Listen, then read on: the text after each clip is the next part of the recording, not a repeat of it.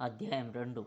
అయితే కయీను వణుకుతూ భూమిలో నివసించాడు. అతను తన సోదరుడు హేబెలును చంపిన తర్వాత ఎలోహిం అతనికి నియమించిన ప్రకారం మరియు అతని భార్య పేరు తేమెకు. మరియు కయీను తన భార్య అయిన తేమెకును ఆమెని ఎరుగును గర్భం ధరించి హానోకును కనెను. కయీను ఈ పనులు చేసినప్పుడు అతనికి 15 సంవత్సరాలు. మరియు ఆ సమయం నుండి అతను 7 నగరాలను స్థాపించే వరకు నగరాలను నిర్మించడం ప్రారంభించాడు. మరియు ఇవి పట్టణాల పేర్లు. అతని కొడుకు హానోకు పేరు ప్రకారం మొదటి నగరం పేరు, రెండవ నగరం మౌలి పేరు, మరియు మూడవ లీత్ పేరు, మరియు నాలుగవ తేజ్ పేరు, మరియు ఐదవ ఇస్కా పేరు, ఆరవ సేలేత్ పేరు, మరియు ఏడవ ఇబ్బత్ పేరు. కయీను హానోకును కని 715 సంవత్సరాలు జీవించి 3 కుమారులను 2 కుమార్తెలను కనెను. మరియు అతని కుమారుల పేర్లు ఇవి: ఓలాద్, లీజాబ్, పోసల్. మరియు అతని కుమార్తెలు సీతా మరియు మాక్. మరియు కయీను యొక్క అన్ని రోజులు 730 సంవత్సరాలు. మరియు అతను మరణించాడు. అప్పుడు హానోకు షేతు కుమార్తెల భార్యను తీసుకున్నాడు. ఆమె అతనికి సీరాము, కూతు మరియు మాదాబులను కన్నది. అయితే సీరాము మతుసాయేలును కనెను. మతుసాయేలు లామెకును కనెను. అయితే లామెకు 2 భార్యలను పెళ్లి చేసుకొనెను. మరియు ఆదా అతనికి యోబాబును కనెను.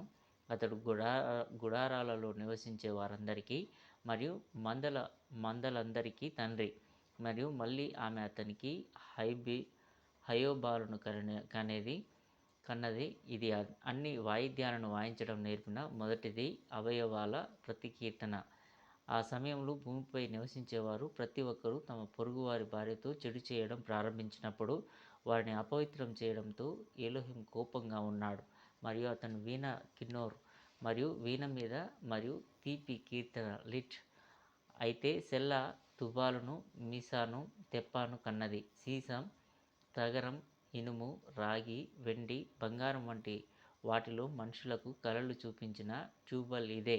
లామెకు తన 2 భార్యలు ఆదాతో ఇలా అన్నాడు: మరియు సెల్లా, లామెకు భార్యలారా, నా స్వరం వినండి, నా ఆజ్ఞను పాటించండి. నేను నా కోసం మనుషులను పాడు చేశాను మరియు నా కుమారులకు చెడు పని చేయడం ఎలాగో చూపించడానికి, మరియు రొమ్ముల నుండి పాలిచ్చే పిల్లలను తీసివేశాను.